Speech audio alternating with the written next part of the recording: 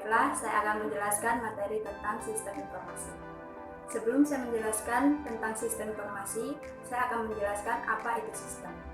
Sistem merupakan sekumpulan elemen yang saling terkait atau terpadu yang dimaksudkan untuk mencapai suatu tujuan.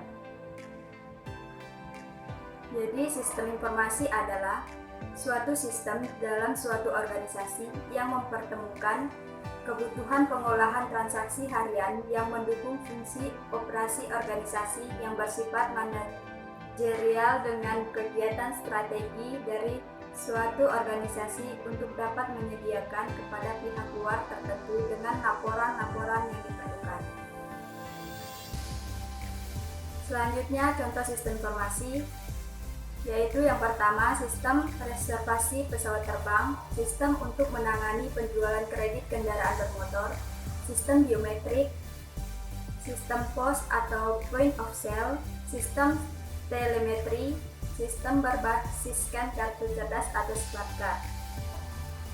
Selanjutnya, tujuan dari sistem informasi. Tujuannya antara lain yang pertama untuk mendukung fungsi kepengurusan manajemen, untuk mendukung pengambilan keputusan manajemen, dan yang terakhir mendukung kegiatan operasional manajemen.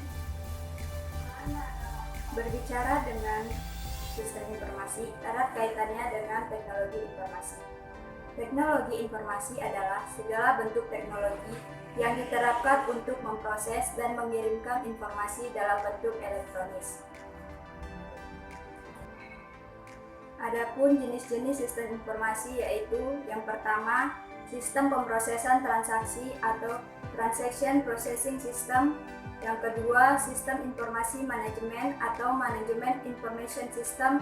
Yang ketiga, sistem otomasi perkantoran atau Office Automation System. Yang keempat, sistem pendukung keputusan atau Decision Support System.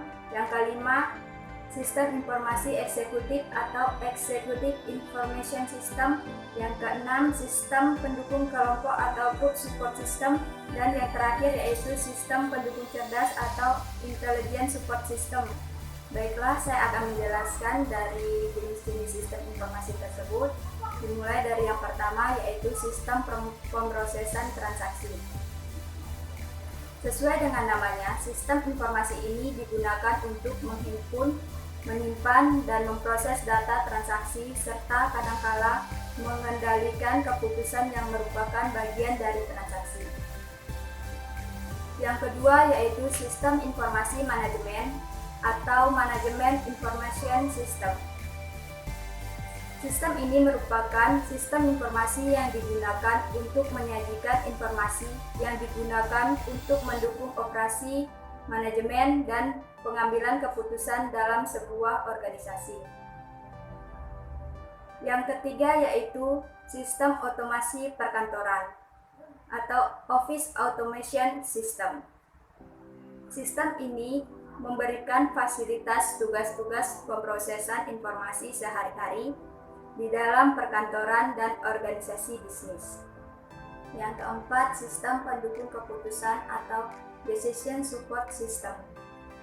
Sistem ini merupakan sistem informasi interaktif yang menyediakan informasi, pemodelan, dan pemanipulasian data yang digunakan untuk membantu pengambilan keputusan pada situasi yang semi terstruktur dan situasi yang tidak terstruktur, di mana tak seorang pun tahu secara pasti bagaimana keputusan seharusnya dibuat. Yang kelima, sistem informasi eksekutif atau Executive Information System.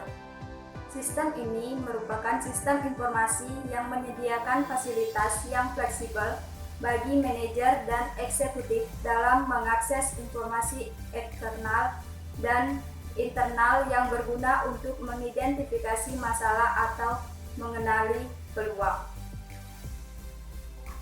Yang keenam, sistem pendukung kelompok atau Group Support System.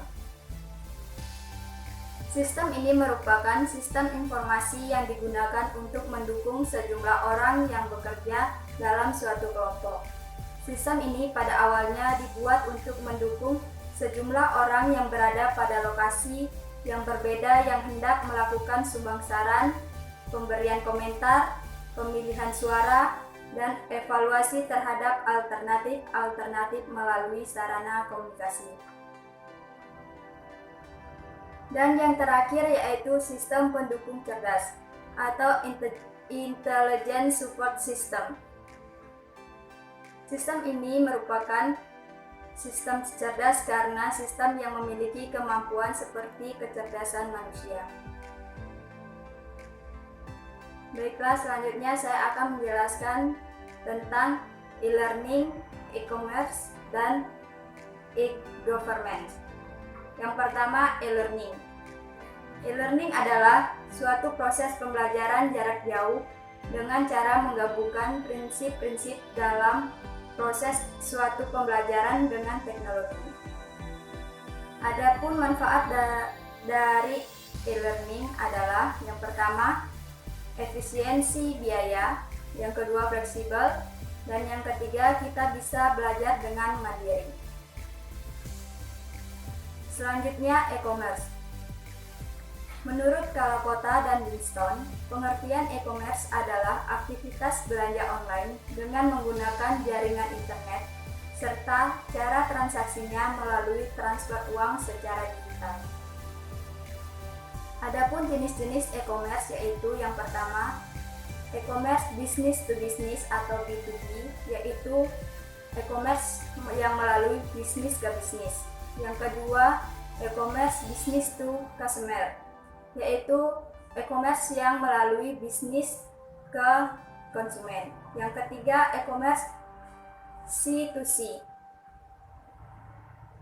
E-commerce C2C merupakan e-commerce konsumen ke konsumen. Selanjutnya yang terakhir yaitu e-government.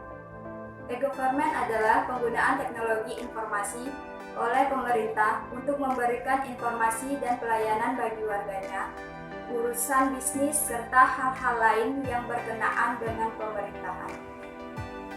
Itulah tadi pemaparan materi dari